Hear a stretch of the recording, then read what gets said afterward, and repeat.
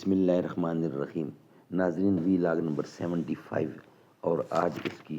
چوتھی قسط ہے جو ہم آپ کے سامنے رکھنے کو جا رہے ہیں۔ ناظرین، یہ قصہ ہے بیان حضرت اسماعیل علیہ السلام کا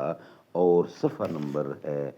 84۔ قصص الانبیاء اس کتاب کا نام ہے اور رائٹر ہیں اس کتاب کے مولانا عبد المنان صاحب۔ اس کتاب کے اندر حضور اکرم صلی اللہ علیہ وسلم سے لے کر حضرت آدم علیہ السلام کے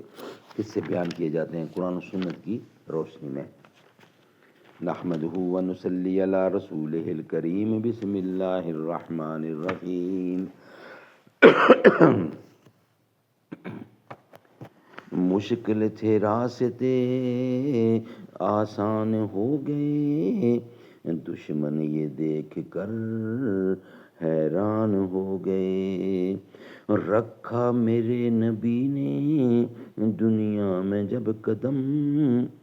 پتھر بھی کلمہ پڑھ کر مسلمان ہو گئے۔ حضرت ابراہیم علیہ السلام اسی گفتگو میں تھے کہ اتنے میں پیچھے سے ایک آواز تکبیر کی آئی، اللہ اکبر، اللہ اکبر، لا الہ الا اللہ واللہ اکبر وللہ الحمد۔ اور حضرت جبرائیل علیہ السلام کو دیکھا کہ بلند آواز سے کہتے ہوئے آئے، قولہ تعالی ونادیناہ ان یا ابراہیم قد صدقا، کل صدقت الرؤیا انا کذالک نجزی المحسنین ان ھذا لہو البلاء المبین وفدینا بذبح عظیم وترکنا علیہ فی الآخرین سلام علی ابراہیم کذالک نجزی المحسنین انہ من عبادنا المؤمنین۔ ترجمہ: اور پکارا ہم نے اس کو یوں کہ اے ابراہیم، بے شک سچ کیا تم نے اپنے خواب کو، تحقیق اس طرح ہم جزا دیتے ہیں احسان کرنے والوں کو، یعنی ایسے مشکل حکم میں ڈال کر آزماتے ہیں اور پھر ان کو ثابت قدم رکھتے ہیں، پھر اس کے بدلے میں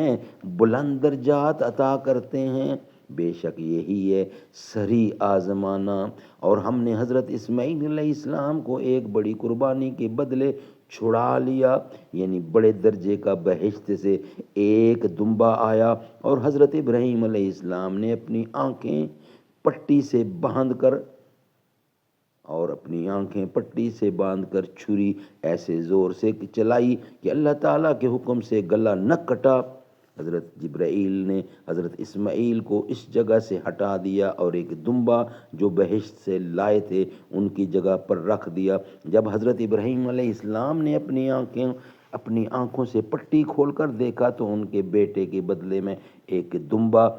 ذبح ہوا پڑا تھا، اور یہ سنت آنے والی نسلوں کے واسطے قائم کر دی گئی اور دنیا تک یہ سنت جاری رہے گی۔ اور سلامتی ہو حضرت ابراہیم علیہ السلام پر، ہم یوں ہی بدلہ دیا کرتے ہیں ہر نیکی کرنے والے کو، اور وہ ہمارے بندوں میں بہت ہی زیادہ ایماندار ہیں، اور ہم اس کو اپنی نعمتوں اور برکتوں سے نوازتے رہیں گے اور ان کی نسل پر بھی ہمارا لطف و کرم جاری رہے گا۔ فائدہ: پس معلوم ہوا کہ وہ پہلی خوشخبری حضرت اسماعیل علیہ السلام کی تھی اور سارا واقعہ اللہ کے راستے میں ذبح کا انہی سے تعلق رکھتا ہے، لیکن یہود کہتے ہیں کہ حضرت اسحاق کو ذبح کیا گیا، اور یہ بات حقیقت کے خلاف ہے، کیونکہ حضرت اسحاق کی خوشخبری کے ساتھ حضرت یعقوب علیہ السلام کی بھی خوشخبری ہے، اور ایک روایت میں ہے کہ حضرت ابراہیم علیہ السلام کے دونوں بیٹوں سے اولاد بہت پھیلی، اور یہ بھی معلوم ہونا چاہیے کہ حضرت اسحاق کی اولاد سے بنی اسرائیل میں نبی کثرت سے آتے رہے، یعنی نبی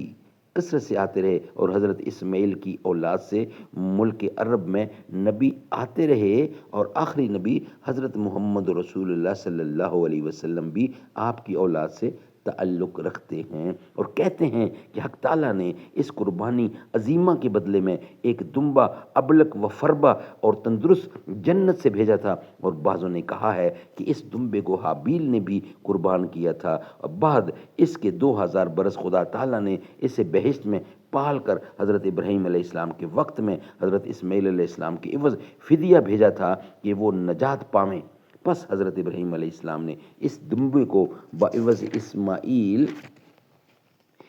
کے ذبح کیا اور اس کے چمڑے سے اس کے دسترخوان بنوا کر خلق اللہ کو اس پر کھانا کھلایا کرتے، اور اس کی پشم سے حضرت سارہ خاتون نے ایک چادر بنوائی۔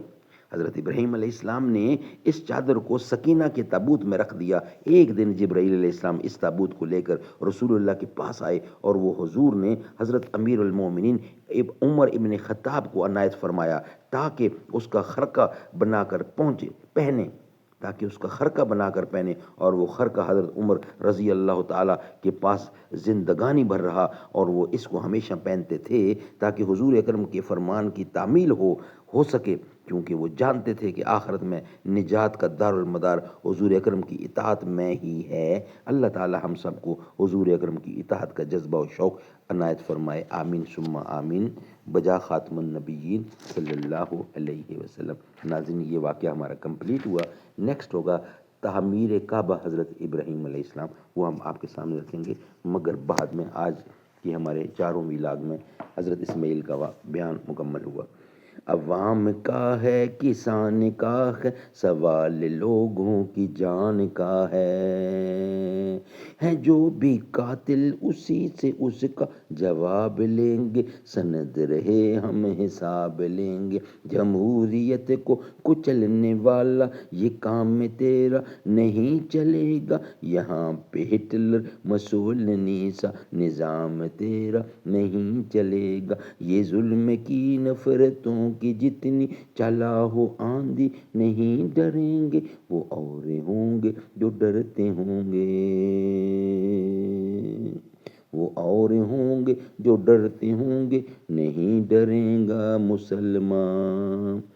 مسلمان ہم نہیں ڈریں گے، لہو لہو انقلاب لیں گے، سند رہے ہم حساب لیں گے۔